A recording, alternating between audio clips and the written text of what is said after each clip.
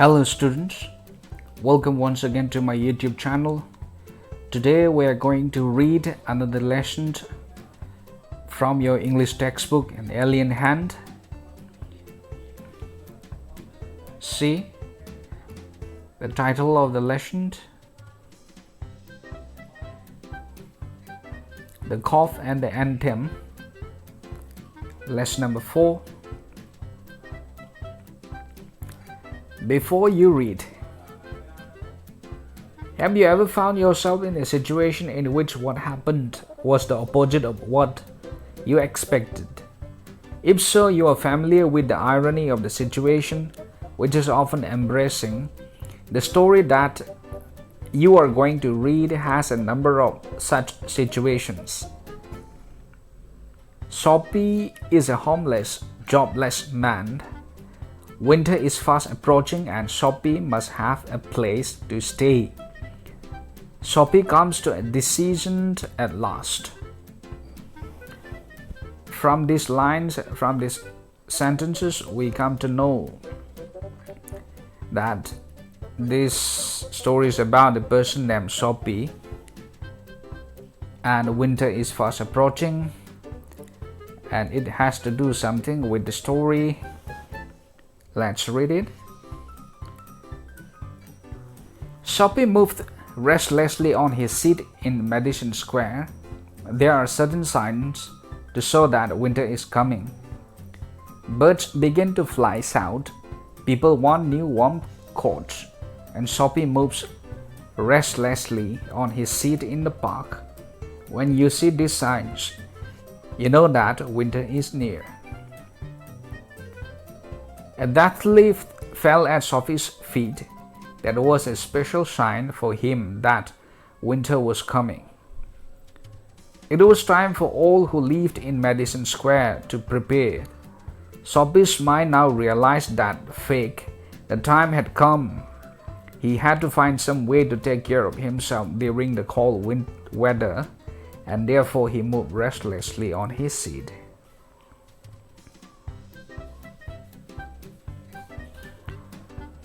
Soapy's hopes for the winter were not very high. He was not thinking of sailing away on a ship.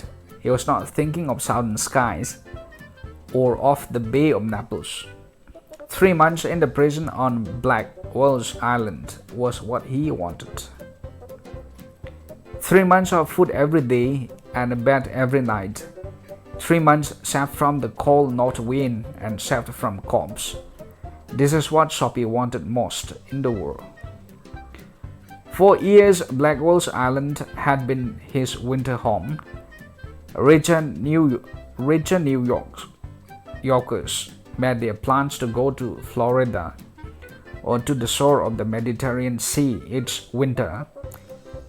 Soapy made his small plans for going to the island, and now the time had come. 3 big newspapers, some under his coat and some over his legs, had not kept him warm during the night in the park.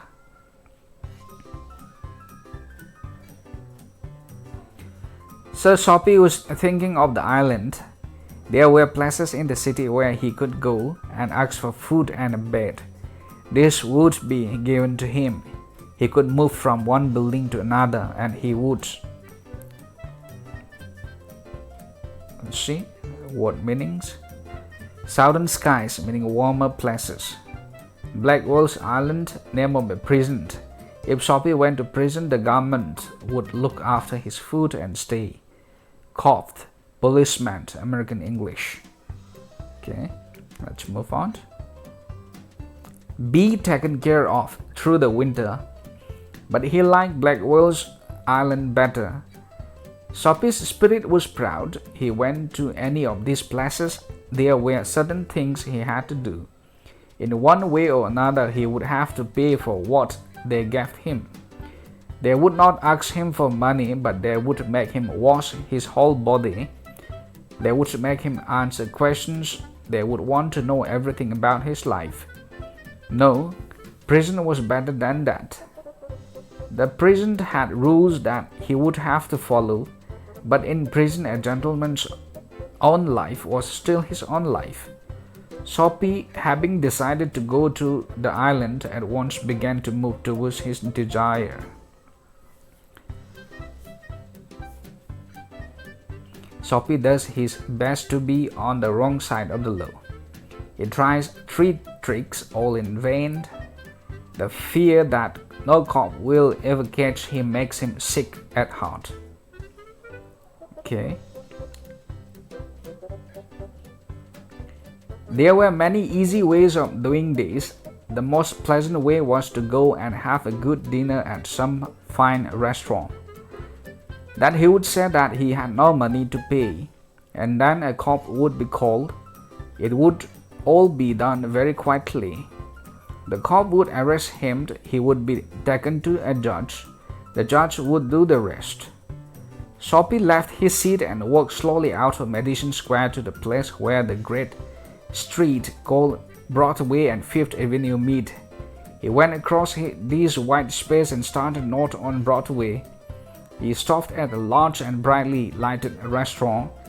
This was where the best food and the best people in the best clothes appeared every evening. Soapy believed that above his legs he looked all right. His face was clean. His coat was good enough. If he could get to a table, he believed that success would be his.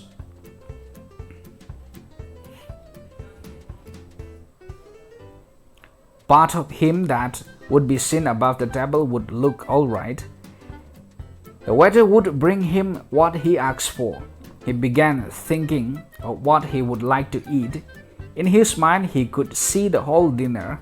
The cost would not be too high. He did not want the restaurant people to feel any real anger. But the dinner would leave him filled and happy for the journey to his winter home.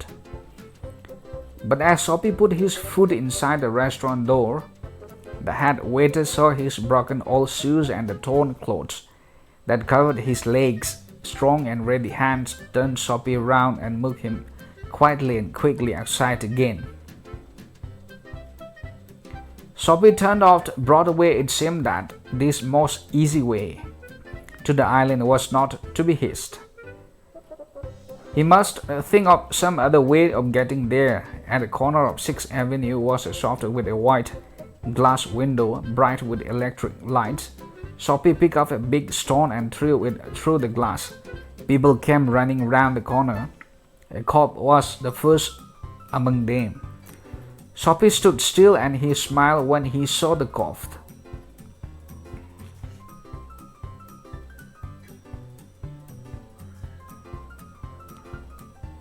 "Where is the man that did that?" asked the cop. "Don't you think that I might have done it?" said Soapy. He was friendly and happy. What he wanted was coming towards him, but the cop's mind would not consider Soapy a man who break windows. Do not stop there to talk to cops. They run away as fast as they can. The cop saw a man further along the street running. He ran after him, and Soapy, sick at heart, walked slowly away. He had fell 2 times. Across the street was another restaurant. It was not so fine as the one on Broadway. The people who went there were not so rich. Its food was not so good. Into this Soapy took his old shoes and his torn clothes, and no one stopped him. He sat down at the table and was soon eating a big dinner.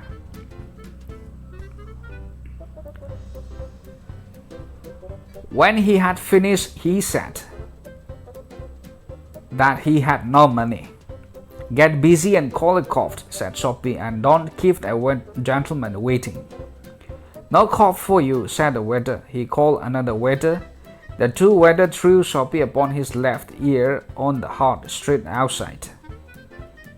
He stood up slowly, one part at a time, and beat the dust from his clothes. Prison seemed only a happy dream. The island seemed very far away. A cop who was standing near laughed and walked away. Soapy started moving again. When he stopped, he was near several theaters. In this part of the city, streets are brighter and hearts are more joyful than in other parts. Women and men in rich, warm coats moved happily in the winter air. A sudden fear caught Soapy. No cop was going to arrest him.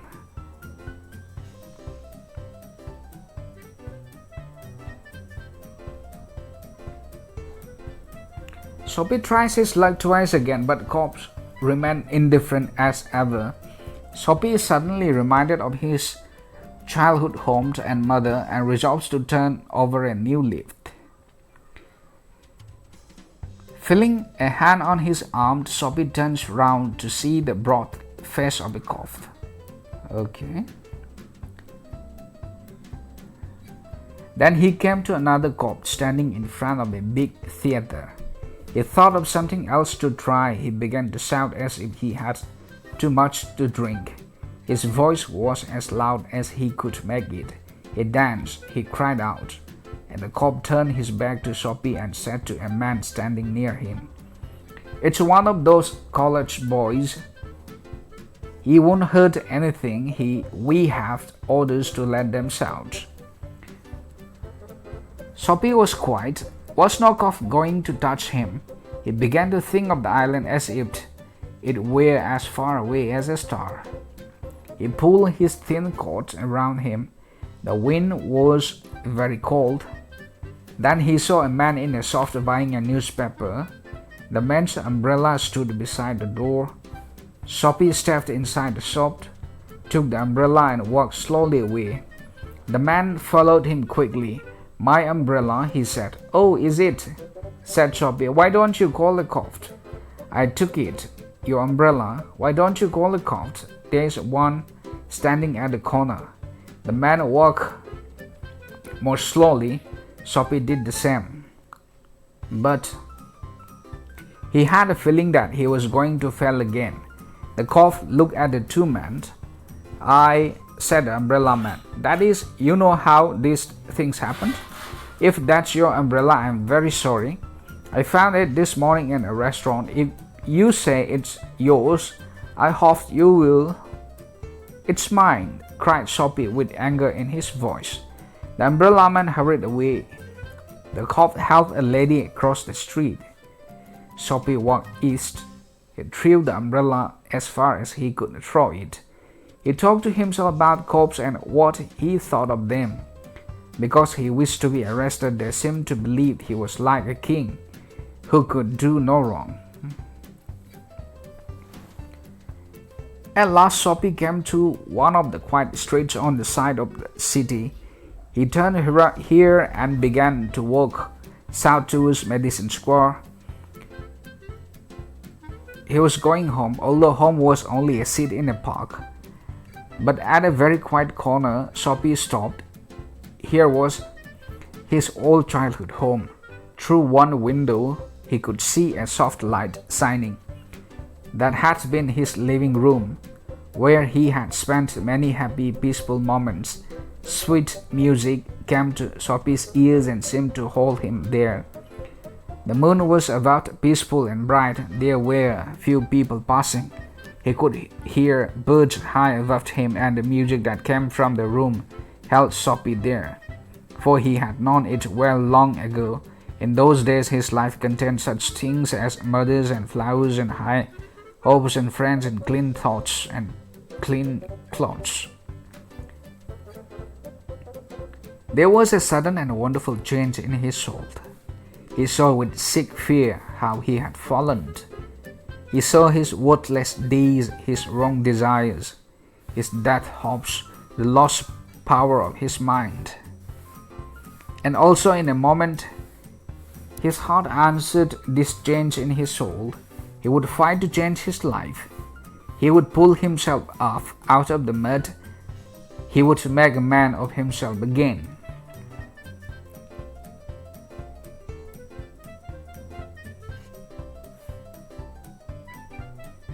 There was time he was young enough.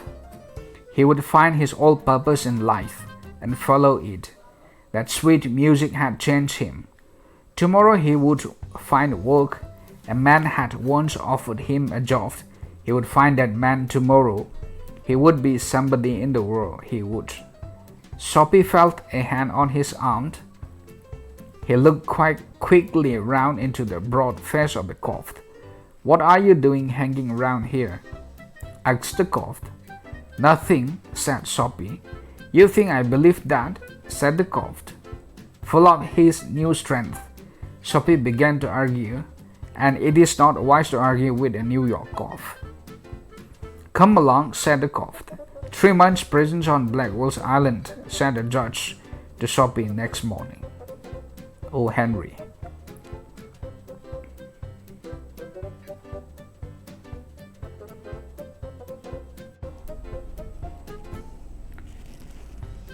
This is a short story beautifully written by O. Henry, and O. Henry is one of the most acclaimed and famous American writer.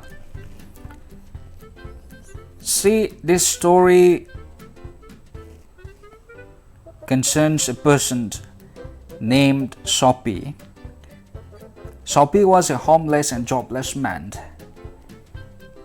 and he noticed that winter was fast approaching. He would not be able to spend nights in the park now. He thought of getting a shelter in the winter. He could not dream big like Southern Skies or Bay of Naples, so he thought of spending the next 3 months in the prison on Blackwell's Island, where he could get food and bed for free from the government. At any other place in the city, he would have to pay for food and bed, so Soapy thought of going against the law. First of all, he decided to go to a fine restaurant and find a good dinner.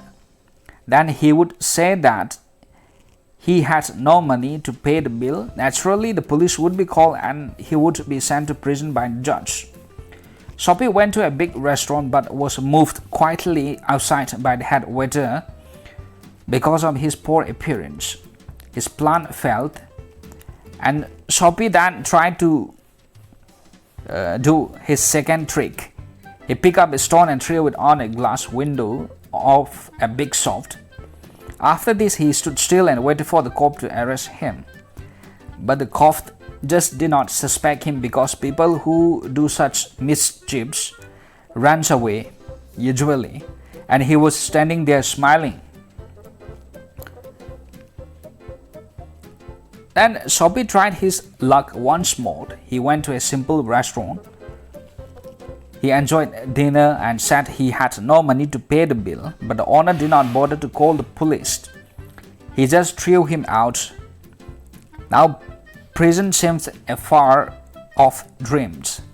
Soapy was wandering aimlessly in the town, feeling jealous of the rich. He posed to be a drunkard in front of the cop, but the cop just would not arrest him. He then picked up the umbrella of a man and thought that he would be handed over to the police for stealing the umbrella. But the man himself was a thief who had stolen the umbrella in the morning. On his way back to his park, Soapy saw his childhood home. He stood there and listened to the sweet music which was being played by the new owner. He remembered his past, which was full of hopes and friends. Now he felt ashamed of his worthless days and his wrong desires. From this, we come to know that Soapy was not always like this. He had once a house, a home. He experienced a change of heart, and he thought of changing himself now. He would find purpose in life and work, and he would prove himself again. But then suddenly a cop caught him and asked him why he was hanging around for nothing. See, this happens, it's the irony in the story that just when Soapy was trying for a change, just when he had a change in his soul, a change of heart, you see, the cop arrested him, and the next morning the judge sent him to prison for the next 3 months to the Blackwell's Island. It appears true that sometimes man proposes and God disposes, and this is a great irony. Now let's have a check on these exercises. Answer the following questions. What are some of the signs of approaching winter referred to in the text? Okay. Write true or false against each of the following. Soapy did not want to go to prison.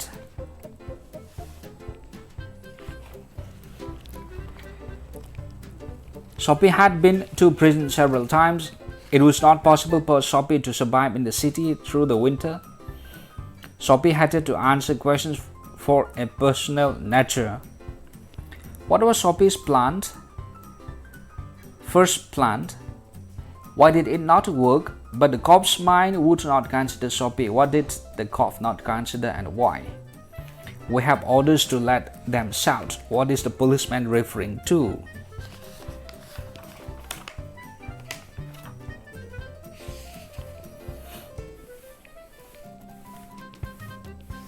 Write true or false against each of the following. Soapy stole a man's umbrella. The owner of the umbrella offered to give it to Soapy. The man had stolen the umbrella that was now Soapy's. Soapy threw away the umbrella.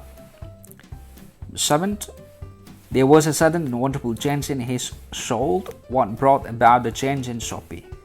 Okay, first let's try to give answers to these questions and exercises. Let's do this.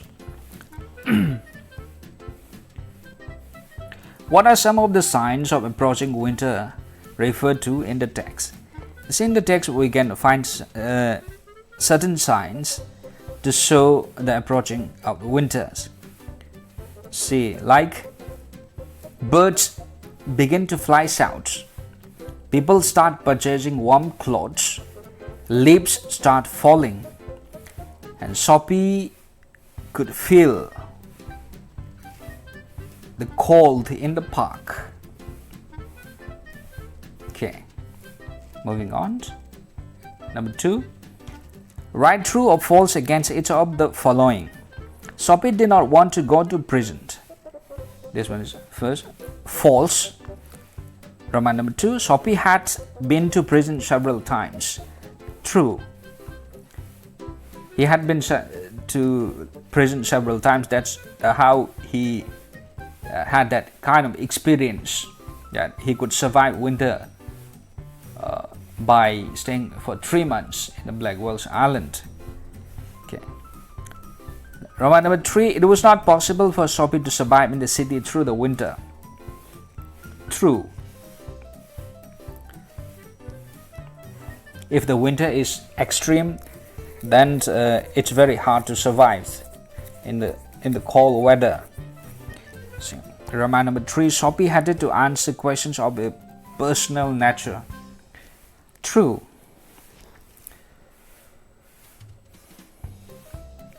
What was Soapy's first plan? Why did it not work?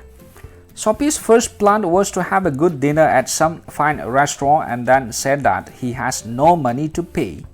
Then the court would be called and he would be taken to a judge, and the judge would then send him to jail. And Soapy's first plan did not work because of his broken old shoes and torn clothes. The head waiter noticed his sloppy appearance, and Soapy was pushed out of the restaurant.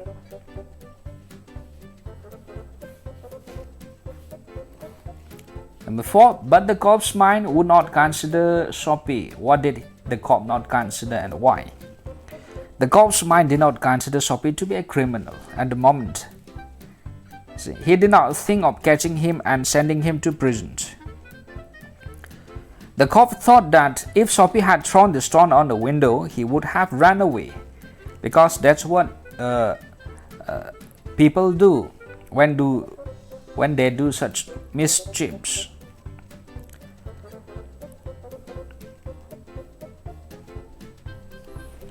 And 5, we have orders to let them shout. What's the policeman referring to? The policeman is referring to Soapy's shouting in the street as if he were drunk. The policeman thought him to be a college student. 6. Write true or false against each of the following.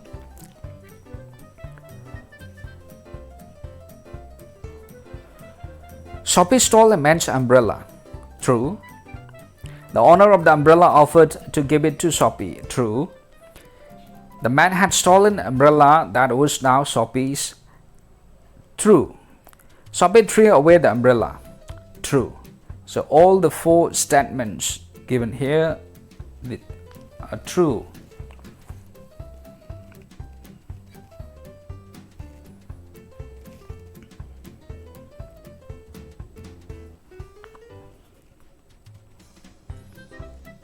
Discuss the following topics in groups.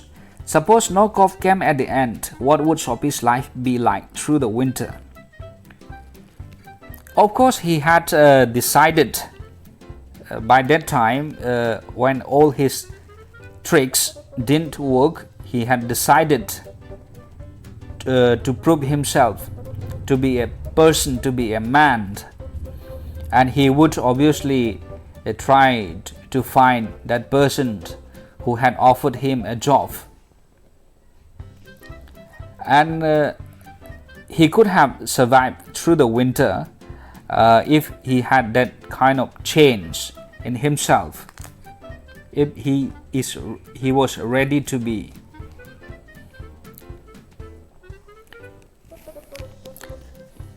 taken care of. But this is a discussion, this is subjective. Students can write their own answers, they can give their own inputs here from the stories. Retell an episode in the story which is a good example of irony in a situation. See, by the end of the third plant, which obviously had failed, you see, Soapy had a change of heart, change of thought, and just when he decided to do something good for himself, the cop turns off and just caught him away for doing nothing there. That's the greatest irony in the story. While he was trying to be in trouble and get caught and put into prison for 3 months so that he could survive through the winter in a prison, no cops were ready to catch him. But just when he had a change of heart and ready to be accepted or ready to prove himself as a person, as a reasonable or responsible person in the society, they're finding a job. You see, the police suddenly came out of nowhere and just take him away. And next morning, he was sentenced. And he had to stay in the prison for 3 months. That's the irony in the situation, okay?